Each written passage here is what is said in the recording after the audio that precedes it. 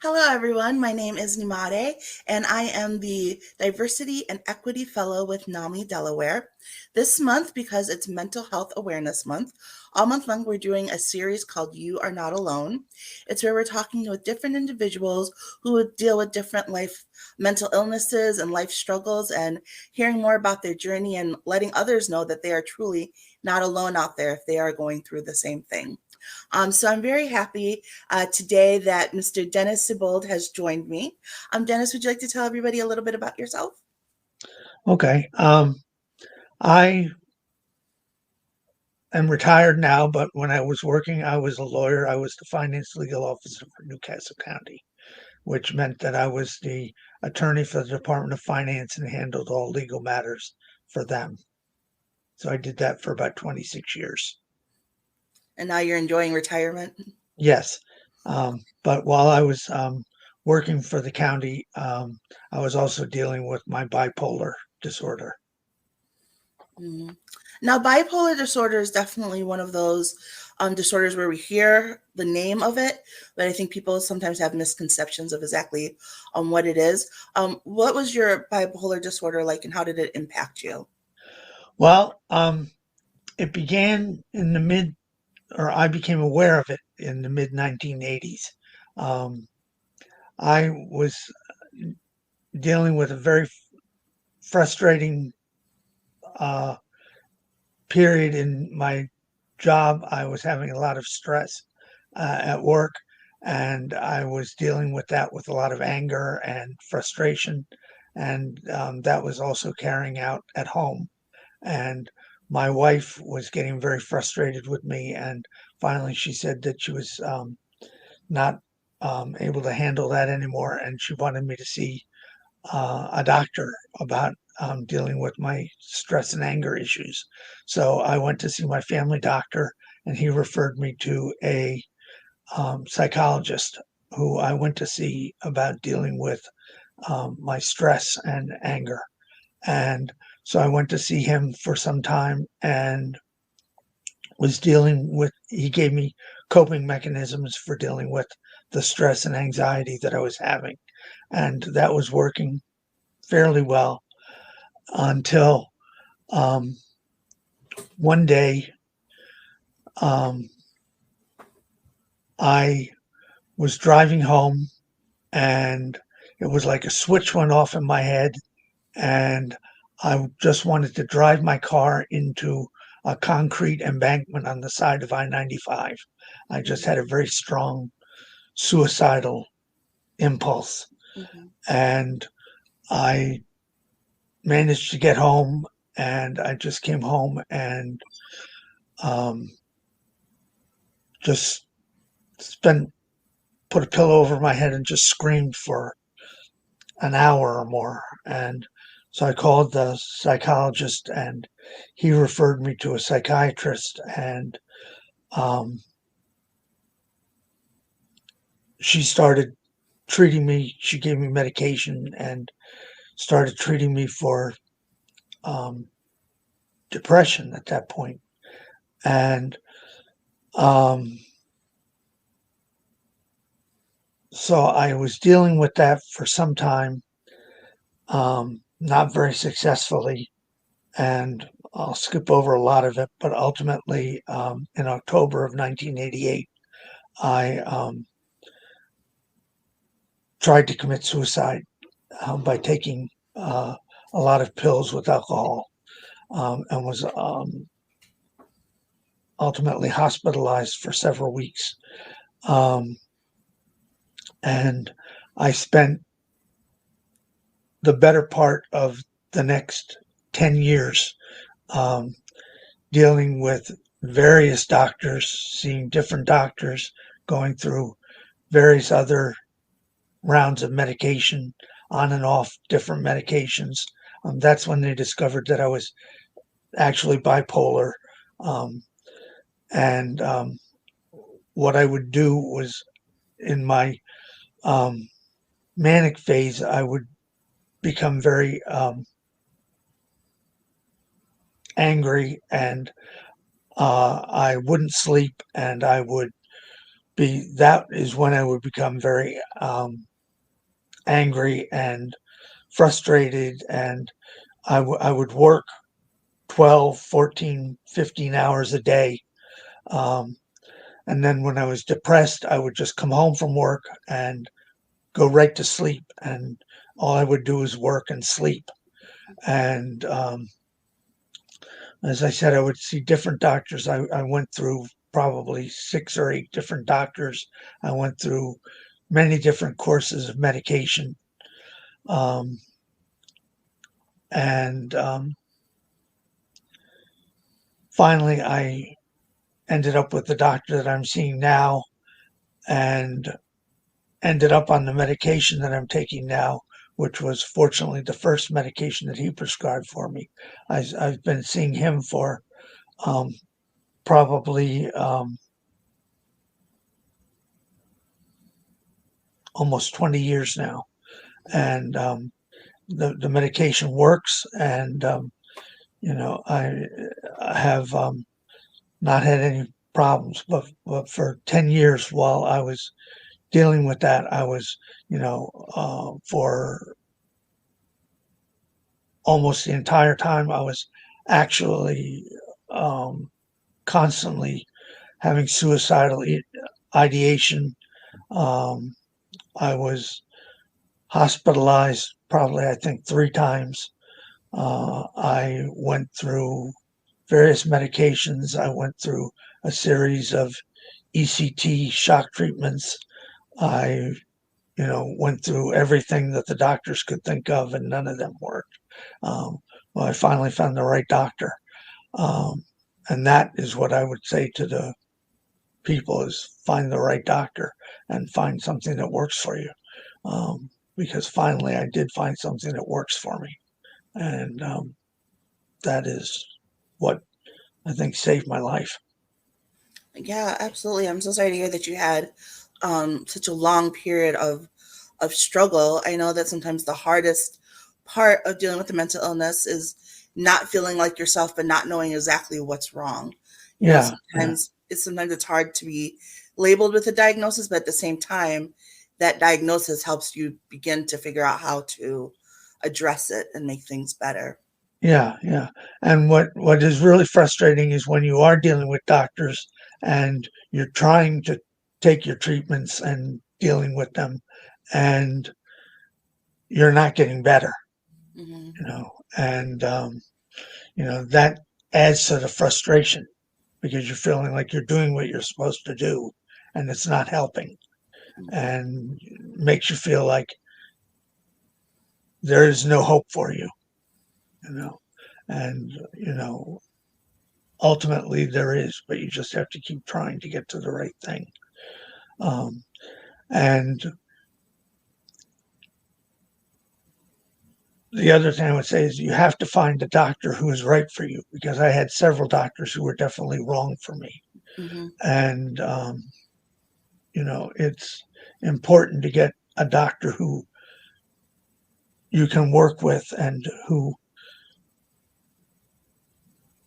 sees the things that you need to do and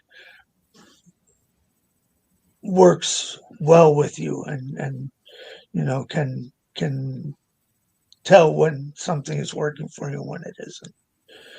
And, Yeah, absolutely. yeah, I know that sometimes people don't realize that you can sort of shop around with your therapist and your doctor. They'll, just get someone and think they have to stay with them.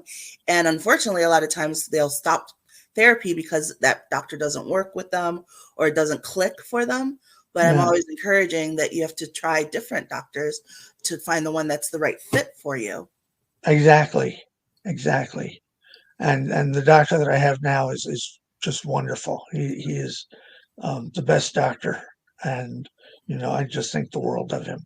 That's And very good. like I said to him, the last time I saw him, I said, it was so wonderful that the first time I saw him, he gave me the right medicine and it made me better right away. Hmm. And I said, what a great doctor he was. And he said, no, it was really probably just luck, but it worked. It And worked, yes. yeah, yeah, Now the thing with bipolar, because there's a large part of it is the depression, Yeah. or part of it is the depression, which I think is a topic that's talked about a lot. So people have some familiarity with it, but not so much like the manic side of it.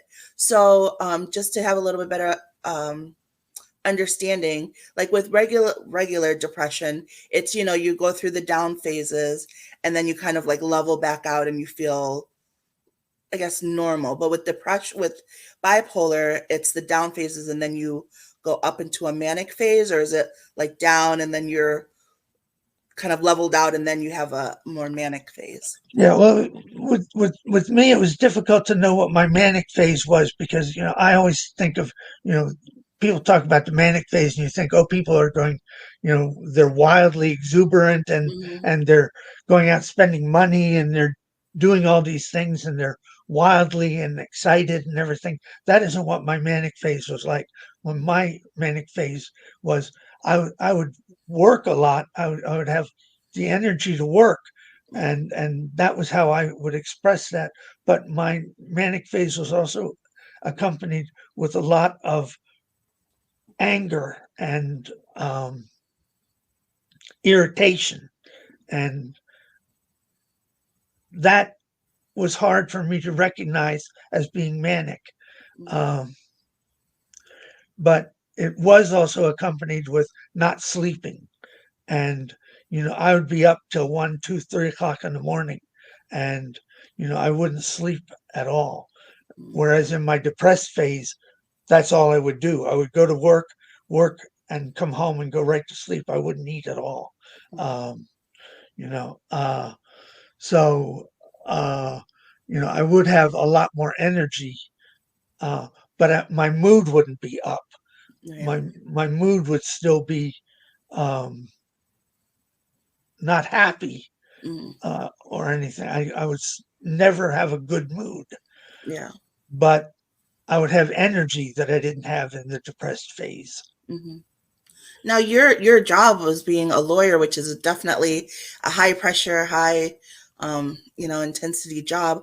How were you able to still be successful in your career while going through the ups and downs of your bipolar? Well, fortunately, I could do my job, and fortunately, I had coworkers who stood by me through all of it. Um, you know, um,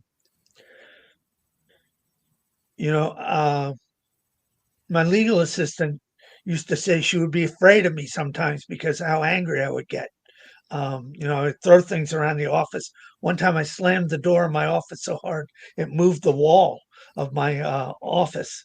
Uh, Um, you know, um, but still, she would help me with everything, and um, all of my coworkers um, were very helpful and supportive of me. Um, and obviously, when I went into the hospital and everything, everyone knew what was going on. So you know, um, I couldn't hide what was happening with me. Um, so they knew what was going on, and everyone was very supportive and helpful with my situation. that's good. I'm glad you had that support system because I think that that's crucial Yeah, in trying to work through and navigate those moments. yeah. I was very very lucky with that. Yeah. So to anybody who, might be out there, because I think a lot of times people feel like their mental illness, their mental disorder stops them from, being able to pursue the life that they may have wanted to. But obviously that's not the case. It's still possible to be successful. I know you've given a little bit of tips as we've been talking, but overall to someone who feels like, oh, I just got diagnosed with bipolar. Now my life is over. I can't do these jobs. Is there anything that you would tell them to sort of help them along? No, I think it's not like a death sentence. You can do your job. Um, you,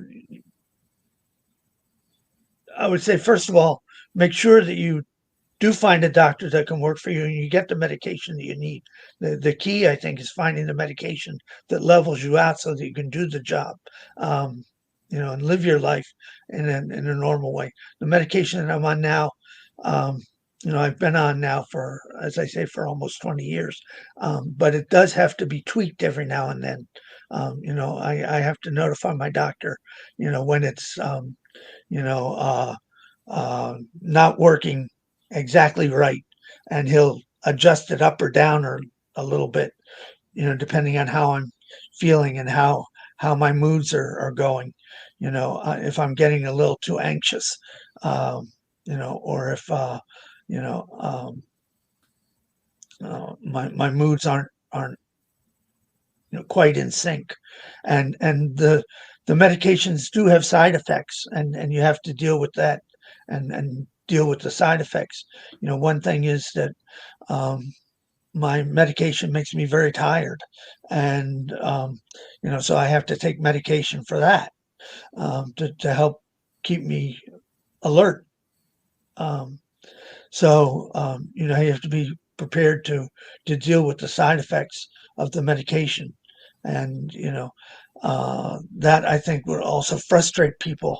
But you have to be prepared to accept that you're going to be on medication for the rest of your life, and that's the price that you have to pay in order basically to have a life, and uh, you know to to do that, um, and to keep working with your doctor, and knowing,